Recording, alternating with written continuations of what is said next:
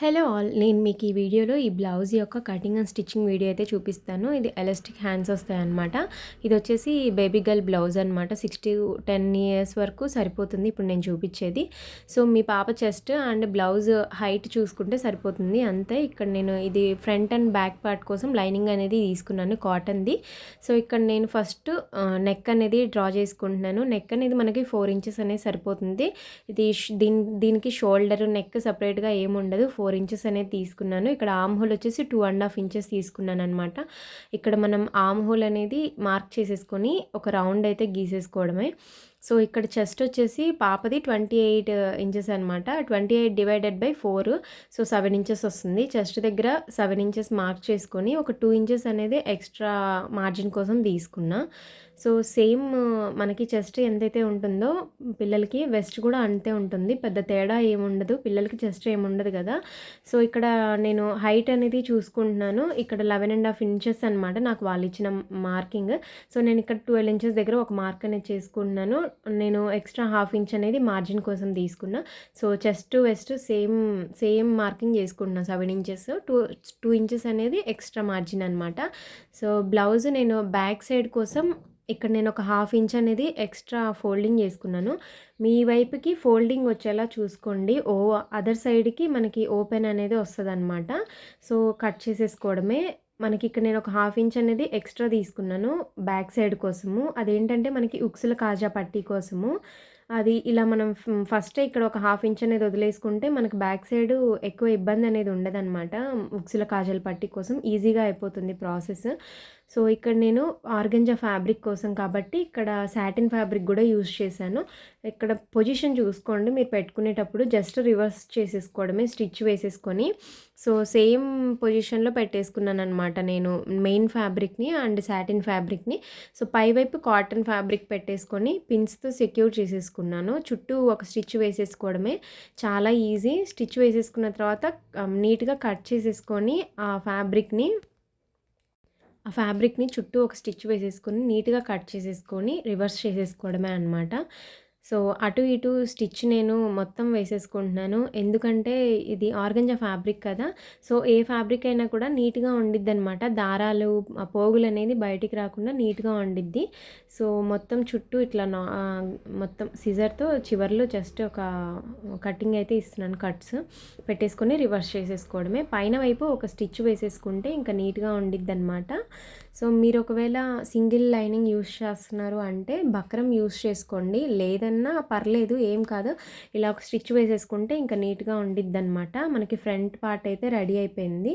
So ఇప్పుడు మనం back పార్ట్ని కూడా సేమ్ ఇలాగే పొజిషన్ పెట్టేసుకొని మనం స్టిచ్ వేసేసుకోవడమే. సో ఫ్రంట్ పార్ట్ రెడీ అయిపోయింది. ఇక్కడ బ్యాక్ పార్ట్ మొత్తం నేను స్టిచ్ వేసేసుకున్నాను. సో మిడిల్లో ఇక్కడ మనం ఎక్స్ట్రా ఫ్యాబ్రిక్ ఉంచుకున్నాం కదా ఒక 1/2 ఇంచ్ అనేది, అక్కడ నేను మిడిల్లో ఒక లైన్ అనేది గీసుకొని 2 స్టిచ్చెస్ అయితే వేసుకుంటున్నాను అనమాట.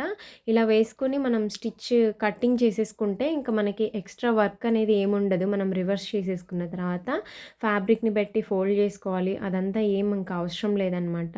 ఇక్కడ ఈజీగా అయిపోతుంది. సో మనకి ఇట్లా స్టిచ్ చేసుకోవడం వల్ల మనకి పిల్లలకి చిరాగ్గా ఉండదు. మనకి దారాల పోగులు కూడా మనకి బయటికి రాకుండా నీట్గా ఉండిద్ది అనమాట. దీనికి కూడా నేను చుట్టూ ఒక స్టిచ్ అనేది వేసేసుకున్నాను. మనకి ఇక్కడ ఫ్రంట్ అండ్ బ్యాక్ కూడా రెడీ అయిపోయింది. ఇక్కడ నేను హ్యాండ్ కోసం ఒక ఫ్యాబ్రిక్ని అయితే తీసుకుంటున్నాను. మనకి ఇక్కడ ఎలాస్టిక్ హ్యాండ్స్ కోసం నాకు బెల్ స్లీవ్స్ కావాలన్నారు, ఫుల్గా వస్తుంది అనమాట. ఇది కుచ్చు వచ్చేసి 30 ఇంచెస్ తీసుకున్నాను.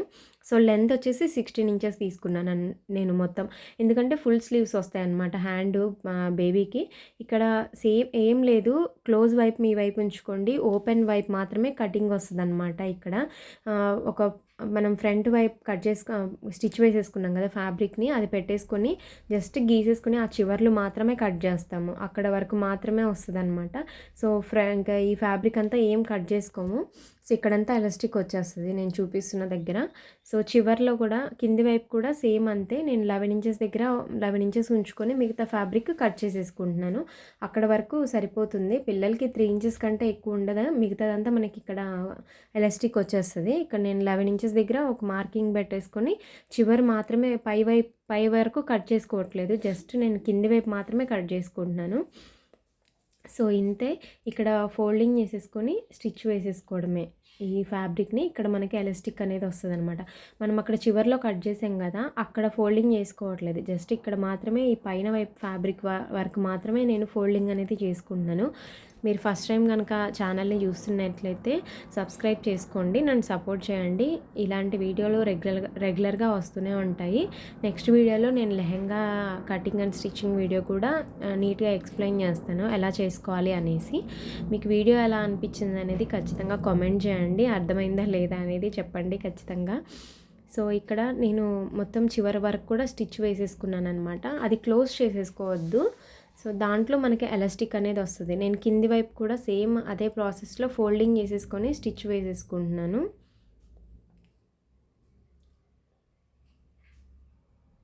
చాలా ఈజీ. ఒకటికి 2 సార్లు వీడియో చూడండి. మీకు అర్థమైపోతుంది. నేను నిదానంగానే చూపిస్తున్నాను వీడియోలో ఎలా ఏంటి అనేసి.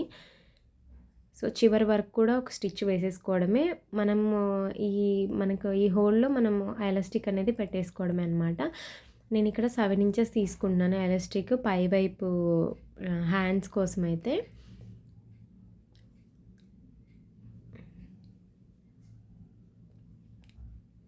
ఒక పిన్ హెల్ప్‌తో అయితే నేను ఎలాస్టిక్ అనేది పెట్టేసుకుంటున్నాననమాట. సో, లాస్ట్‌లో మనం ఎలాస్టిక్ అంతా పెట్టేశాక మనం ఆ చివర, ఈ చివర ఒక స్టిచ్ వేసేసుకుంటే ఇంకా ఎలాస్టిక్ అనేది బయటికెళ్ళకుండా నీట్‌గా ఉండిద్ది. ఈ హ్యాండ్స్ కోసం చాలామంది కామెంట్స్ చేశారు. బయోలో లింక్ ఉంటది. మీరు ఇన్‌స్టాలో ఒకసారి చెక్ చేయండి. చాలా వీడియోస్ ఉంటాయి అందులో. సో, మీరు ఫస్ట్ టైం ఛానల్ చూస్తున్నట్లయితే ఖచ్చితంగా సబ్స్క్రైబ్ చేసుకొని సపోర్ట్ చేయండి. ఇక్కడ చివర్లో నేను ఎలాస్టిక్ క్లోజ్ చేశాను కదా! అక్కడ ఒక స్టిచ్ అనేది వేసుకున్నాను అటు ఇటు కూడా. సో, ఇక్కడ మనం మెయిన్ ఫ్యాబ్రిక్స్ ఉన్నాయి కదా! ఫ్రంట్ అండ్ బ్యాక్‌వి అవి ఆపోజిట్ డైరెక్షన్‌లో పెట్టుకోవాలన్నమాట నెక్స్‌వి. అక్కడ పెట్టేసుకొని ఇక్కడ ఈ హ్యాండ్‌ని నేను వీడియోలో చూపిస్తున్న విధంగా ఫస్ట్ అయితే మీరు ఇట్లా పిన్స్‌తో సెక్యూర్ చేసుకున్నారంటే ఈజీగా అయిపోతుంది. సో, ఆ చివర, ఈ చివర మనం కట్ చేసుకున్న ప్యాటర్న్ ఏదైతే ఉంటుందో అది మాత్రమే స్టిచ్ వేసేసుకోవాలి. ఆ ఎలాస్టిక్ ఎలాస్టిక్ పెట్టిన దాన్నైతే మనం స్టిచ్ వేసేసుకోవద్దు. సో, చివర్లో అటు ఇటు కూడా 2 స్టిచెస్ అయితే వేసుకుంటున్నాను. ఇంకా ఫినిషింగ్ అనేది నీట్‌గా ఉండిద్దనమాట. ఈ చివర ఎలాస్టిక్ పెట్టి స్టిచ్ చేసుకున్నాం కదా! ఆ చివరి వరకు కూడా ఒక స్టిచ్ వేసేసుకోండి. ఇంకా నీట్‌గా ఉండిద్ది.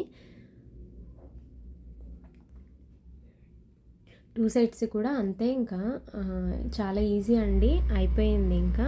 సో, మనం హ్యాండ్‌కి కింది వైపు ఏదైతే ఉంటుందో కింది వైపు కూడా ఎలాస్టిక్ పెట్టేసుకోవడమే. మీ దగ్గర ఇలాంటి రౌండ్ ఎలాస్టిక్ అనే కాదు, ఒక 1/2 ఇంచ్ ఉన్న ఎలాస్టిక్స్ కూడా దొరుకుతాయి. అవైతే ఇంకా నీట్‌గా ఉంటాయన్నమాట. నా దగ్గర ప్రస్తుతానికి ఆ ఎలాస్టిక్ అయితే లేదు. సో, నా దగ్గర ఇది మాత్రమే అవైలబుల్‌గా ఉంది. అందుకే ఇదైనా సరిపోతుంది మీ దగ్గర ఉంటే. ఇది జస్ట్ 10 రూపీస్ అలా ఉంటదనుకుంటాను మీటరు. కింది వైపు కూడా హ్యాండ్‌కి నేను ఎలాస్టిక్ అనేది పెట్టేసుకుంటున్నాను. అక్కడ మనం ఫోల్డ్ చేసి స్టిచ్ వేసుకున్నాం కదా! సో, అక్కడ కూడా ఎలాస్టిక్ పెట్టేసుకోవడమే. దానికోసం 6 ఇంచెస్ అయితే తీసుకున్నాను. ఒక 1/2 ఇంచ్ ఎక్స్ట్రా తీసుకుంటున్నాను. మనకి ఫోల్డింగ్‌లోకి వెళ్ళిపోతుంది కదా! సో, దానికోసం అనేసి.